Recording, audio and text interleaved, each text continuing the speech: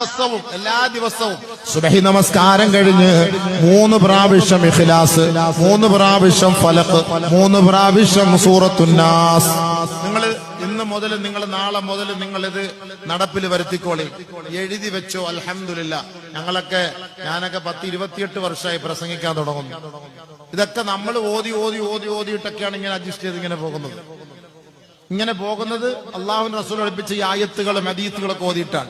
സുബഹി നമസ്കാരം കഴിഞ്ഞ് ദിക്റുകളെല്ലാം ചൊല്ലി പൂർത്തിയാക്കി കമ്പേർ സിഹർ ബാധിക്കാതിരിക്കാനുള്ള ഒരു വഴിയാണ് ആദ്യം സൂറത്തുൽ ഇഖ്ലാസ് ഓതണം, രണ്ടാമത് ഫലഖ് ഓതണം, മൂന്നാമത് നാസ് ഓതണം.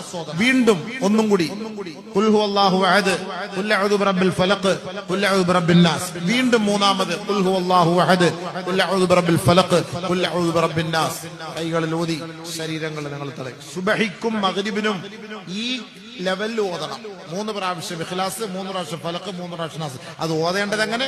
ഖുൽ ഹുവല്ലാഹു, ഖുൽ അഊദു ബിറബ്ബിൽ ഫലഖ്, ഖുൽ അഊദു ബിറബ്ബിൻ നാസ്, ഖുൽ ഹുവല്ലാഹു, ഖുൽ അഊദു ബിറബ്ബിൽ ഫലഖ്, ഖുൽ അഊദു ബിറബ്ബിൻ നാസ്, ഖുൽ ഹുവല്ലാഹു, ഖുൽ അഊദു ബിറബ്ബിൽ ഫലഖ്, ഖുൽ അഊദു ബിറബ്ബിൻ നാസ്. അങ്ങനെ ഓതണം.